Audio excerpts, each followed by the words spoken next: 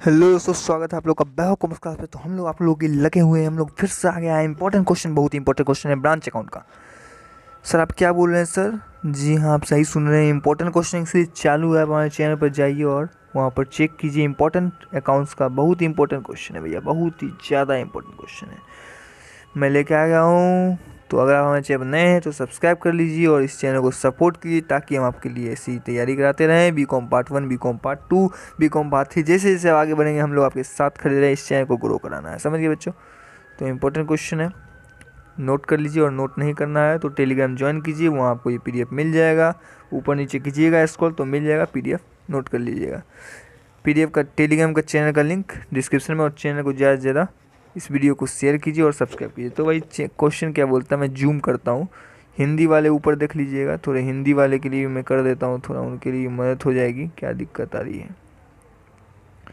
तो झुंझुन वाला add branch है, ठीक है। गुड्स इनवाइस पे बेचता है सर। इनवाइस बेचता मतलब कॉस्ट प्लस प्रॉफिट, तो 25%। तो अगर 25% कॉस्ट प्लस प्रॉफिट है तो सेलिंग पर कितना होगा? 20%। ये बात आपको याद रखना, यही तो मेन क्रक्स है पॉइंट का, कि 25 है, 25 कॉस्ट पे तो 20 सेलिंग पे। ये आपको याद करना होगा। बुक खोलिए, किताब खोलिए, वहाँ पे ये फॉर्मूला टाइप का दिया हुआ है। तो और क्या बोलता है कि ब्रांच इंस्ट्रक्ट करता है कि डिपॉजिट जितना भी कैश आएगा वो ब्रांच हेड ऑफिस को भेजेगा। मतलब हेड ऑफिस इस तरह का बोल रखा है ब्रांच को। तो जितना भी एक्सपेंस होता है वो पेड करता है चेक के द्वारा। Head office expense, petty cash expense which are paid by branch manager. मतलब कि जो भी एक्सपेंस और वो ब्रांच मैनेजर पे करता है। तो फॉलोइंग ब्रांच का अकाउंट ऑफ हेड ऑफिस में कुछ दिया है। ओपनिंग स्टॉक दिया है, कोई दिक्कत नहीं। ओपनिंग स्टॉक दिया है, क्लोजिंग स्टॉक दिया है, देखिए 31 दिसंबर। ओपनिंग डेप्टर, क्लोजिंग डेप्टर, कोई दिक्कत नहीं है। कहाँ कहाँ लिखा था आप जानते हैं। कैश सेल, ठीक है। क्रेडिट सेल, क्रेडिट सेल दिया है तो ब्रांच डेप्टर बनेगा, कोई दिक्कत नहीं है।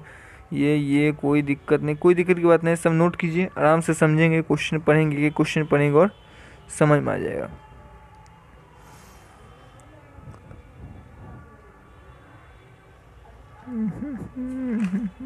अब आप लोग नोट कर रहे होंगे।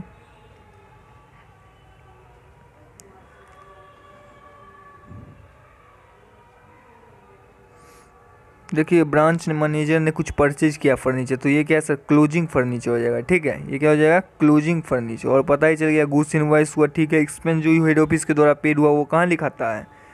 कहाँ लिखाता है सर? ब्रांच के डेबिट साइड में। एक एक पॉइंट ले रहा हूँ, समझा रहा हूँ। Head office send cash to purchase save. तो हेड ऑफिस ने कुछ पैसा भेजा है, तो हेड ऑफिस ने पैसा भेजा है तो इसे क्या करेंगे? ब्रांच के डेबिट साइड में लिखेंगे। क्यों? क्योंकि खर्चा होगा, सेव कर दोगे खर्चा होगा, तो एक्सपेंस जो ही बेचेगा वो ब्रांच के डेबिट साइड में लिखाता है। इतना क्लियर है?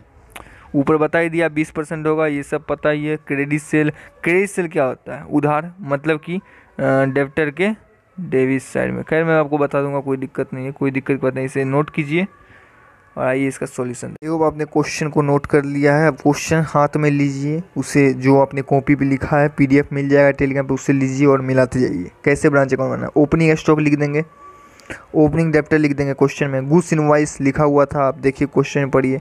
जो माल आया वो डेबिट हो जाएगा। जो भी खर्चा था 1640, पता ही है आपको। सेफ का खर्चा भेजा है 1300 की खर्चा करना, ये सब भूल जाइए।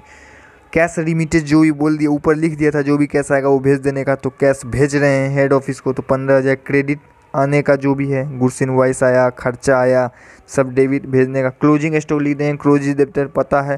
क्लोजिंग फर्नीचर मैंने बोला 12,000 खरीदा तो क्लोजिंग हो गया। क्लोजिंग सेफ क्या हुआ? मतलब 13,000 का मैंने खर्चा किया, नहीं ना, पैसा आया, क्लोजिंग सेफ खरीदे। तो सेफ क्या है? एक तरह का फर्नीचर की तरह ही होगा, तो वो भी क्लोजिंग है, अपने स्टॉक है एक टाइप का, तो क्लोजिंग में डालेंगे। कैश डेब्टर से मिला, क्योंकि भेजना पड़ेगा ना भैया, भेजना पड़ेगा, तो क्लोजिंग कैश लिख देंगे। क्लोजिंग कैश इतना है और कैश जितना है वो भी भेज देंगे। क्लोजिंग कैश इतना है, और अभी ये दोनों भूल जाइए। आप बोलोगे सर ये कहाँ लिखा है? कैश रिसीव की डेप्टर से ये कहाँ लिखा है? सर आपको डेप्टर अकाउंट बनाना पड़ेगा, उसमें से आपको पता चलेगा कितना कैश रिसीव हुआ। तो आइए पीछे मिलकर डेप्टर अकाउंट बना। ब्रांच डेप्टर बनाएंगे, बैलेंस BD। ओपनिंग डेप्टर लिख देंगे डेबिट साइड। क्लोजिंग डेप्टर 1800 पता ही है।